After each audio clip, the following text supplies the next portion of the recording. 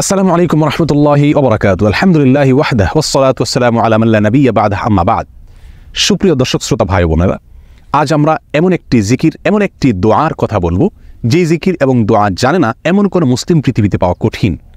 বলতে গেলে আমরা সকলেই এই দোয়া, এই জিকিরটি জানি, এই বাক্যটি মুখস্থ আমাদের আছে, কিন্তু এই বাক্যের যে ওজন, এই বাক্যের যে ওয়েট, এই বাক্যের যে গুরুত্ব, সেটা আমরা হয়তো অনেকেই উপলব্ধি করতে পারি না।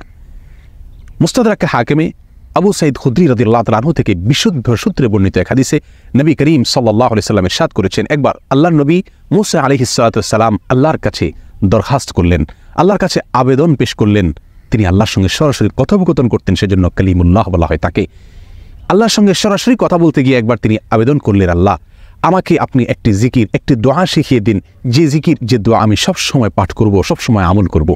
আল্লাহ সুবহানাহু ওয়া তাআলা তখন মূসা আলাইহিস সালাতু ওয়াস সালামকে বললেন, কুল লা ইলাহা ইল্লাল্লাহ, হে মূসা আপনি লা ইলাহা ইল্লাল্লাহ এই দোয়াটি সবসময় পাঠ করবেন, এই জিকিরটি সবসময় পাঠ করবেন, এটা আপনাকে আমি দিলাম। মূসা আলাইহিস সালাতু ওয়াস সালাম কিছুটা আশ্চর্যান্বিত হয়ে আল্লাহ সুবহানাহু ওয়া তাআলাকে বললেন, আল্লাহ লা ইলাহা ইল্লাল্লাহ এটা তো এমন একটি বাক্য, এমন একটি জিকির, এমন একটি দোয়া যেটা সকলেই বলে, সব মানুষই বলে। আমি তো আপনার কাছে স্পেশাল কোনো দোয়া চেয়েছিলাম, বিশেষ কোনো দোয়া চেয়েছিলাম। আল্লাহ সুবহানাহু ওয়া তাআলা তখন মূসা আলাইহিস সালাতু ওয়াস সালামকে বললেন, হে মূসা, যদি সপ্ত আসমান, সপ্ত জমিন এবং এই দুইয়ের মধ্যে যা কিছু আছে সব কিছুকে, আল্লাহর অস্তিত্ব ছাড়া বাকি সব কিছুকে যদি একটি পাল্লায় রাখা হয়, একটি হাতে রাখা হয়, আর লা ইলাহা ইল্লাল্লাহ এই বাক্যকে যদি অপর হাতে, অপর পাল্লায় রাখা হয়, তাহলে লা ইলাহা ইল্লাল্লাহর পাল্লা ভারী হবে। এত ওয়েটফুল এই আমল, এত ওজনী এই আমল, এই জিকির।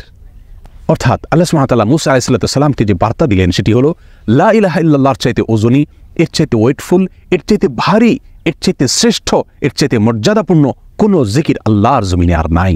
প্রিয় বন্ধুগণ, মূসা আলাইহিস সালামের জন্য সবচেয়ে স্পেশাল দোয়া হিসাবে, সবচেয়ে স্পেশাল জিকির হিসাবে আল্লাহ সুবহানাহু ওয়া তাআলা যে দোয়াটি নির্বাচন করলেন, যেটাকে সবচেয়ে ওজনী আমল হিসাবে আল্লাহ সুবহানাহু ওয়া তাআলা স্পষ্টভাবে ব্যক্ত করলেন, সেটি হলো লা ইলাহা ইল্লাল্লাহ। অথচ এই লা ইলাহা ইল্লাল্লাহ এটাকে আমরা খুব সাধারণ একটি জিকির মনে করি, খুব সাধারণ একটি দোয়া মনে করি, আমরা বিশেষ আমল খুঁজে বেড়াই। অথচ এর চাইতে বিশেষ, এর চাইতে স্পেশাল কোনো আমল আল্লাহর জমিনে আর হতে পারে না। জিকিরের মধ্যে যত জিকির আছে, যত দোয়া আছে, যত আমল আছে, সমস্ত জিকিরের ভিতরে সবচেয়ে শ্রেষ্ঠ, সবচেয়ে ওজনী আমল, সবচেয়ে ওজনী জিকির হলো এই লা ইলাহা ইল্লাল্লাহর জিকির।